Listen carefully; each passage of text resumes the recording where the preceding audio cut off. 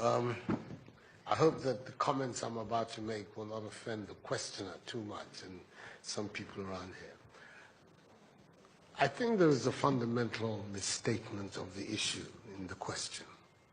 We can no longer continue to make policy for ourselves, in our country, in our region, in our continent, on the basis of whatever support the Western world or France or the European Union can give us.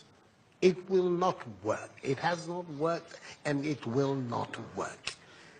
Our responsibility is to charter a path which is about how we can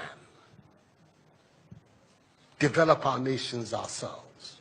It is not right for a country like Ghana, 60 years after independence, to still have its health and education budgets being financed on the basis of the generosity and charity of European taxpayers.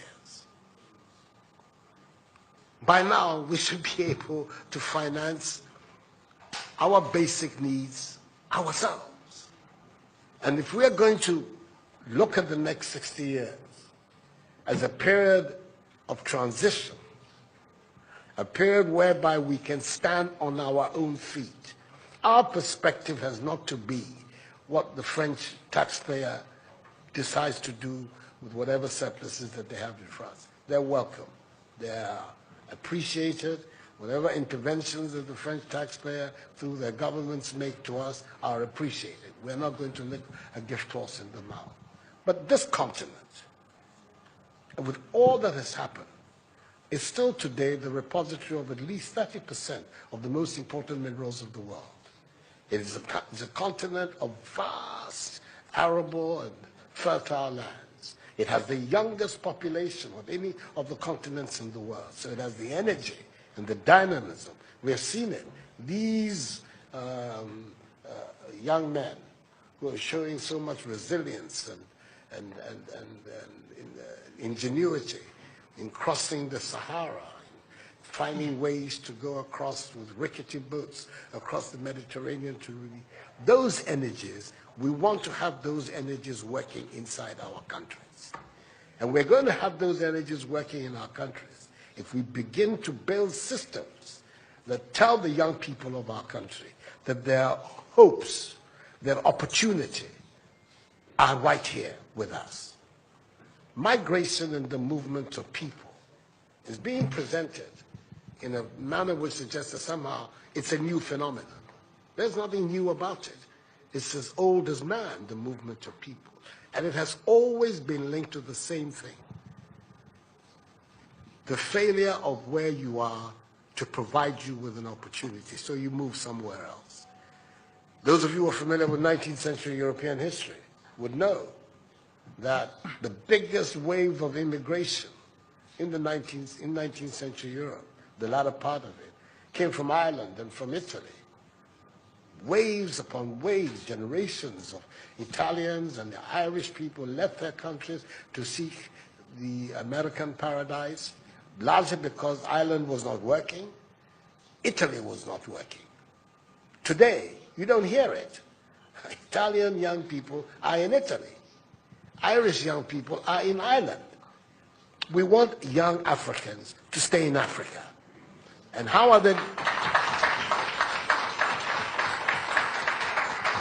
And it means that we have to get away from this mindset of dependence. This mindset about what can France do for us. France will do whatever it needs to do for its own sake. And when those coincide with ours, tant mieux, as the French people say.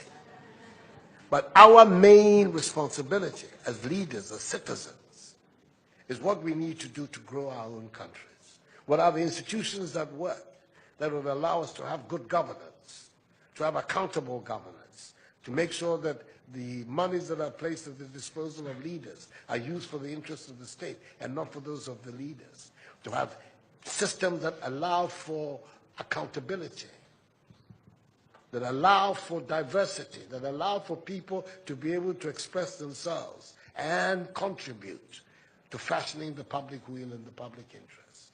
Our concern should be with what do we need to do in this 21st century, to move Africa away from being cap in hand and begging for aid, for charity, for handouts. The African continent, when you look at its resources, should be giving monies to other places. We have huge wealth on this continent, in our own country of Ghana. And we need to have a mindset that says, we can do it. Others have done it. We can also do it. And once we have that mindset, we will see it as a liberating factor for ourselves. We keep talking about how it was that Koreans, Malaysians, Singaporeans, who got their independence at the same time as us. We're told of that at the time of Ghanaian independence, per capita Ghanaian income was higher than that of Korea. Today, Korea is part of the first world. So is Malaysia. So is Singapore. What happened? Why did they make that transition? And 60 years after independence, we are where we are. Those are the matters that should concern all of us as Africans, as Ghanaians. And not, when I say so with the greatest of respect to the French president, I think that the cooperation of France is something that I am, as you know, a strong friend of France. I am Francophile. So I don't have any difficulty with that. But I'm talking about our own propulsion, what we need to do to get our countries to work so that we can create the conditions that would allow our young people to forego this hazardous effort to get to Europe. They're not going there because they want to. They're going there because they don't believe they have any opportunities in our countries. So that should be our focus.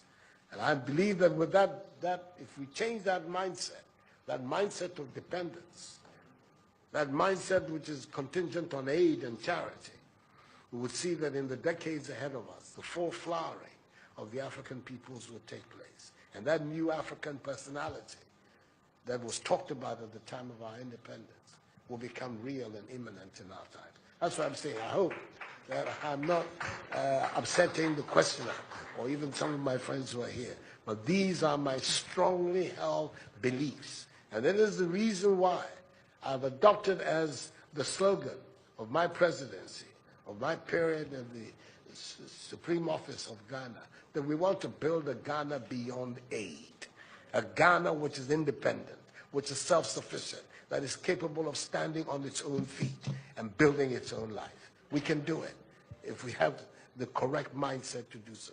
Mr. President, those are my contributions.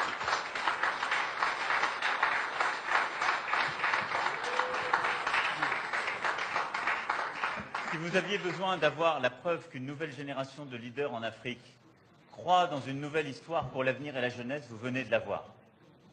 Pour ceux qui pensaient que ce n'était que les mots d'un président français parlant de l'Afrique. Il y a des leaders en Afrique qui veulent une nouvelle relation, qui veulent un avenir pour leur jeunesse dans leur pays, dans leur continent, qui le veulent parce que c'est ce qu'ils veulent écrire. Donc merci pour cela. So, no. We'll be here forever. We'll be here forever. He has a lot of ideas and a lot of very positive things to say. And as you can see, I have my own things to contribute as well. So, let's bring it to an end. We're going to... Mr. Macron left Abidjan after a hectic morning, has not had anything to eat. He at least has to have that side of Ghanaian hospitality. So we're going to be able to leave it for him to go have some lunch. Thank you very much indeed. You signed everything.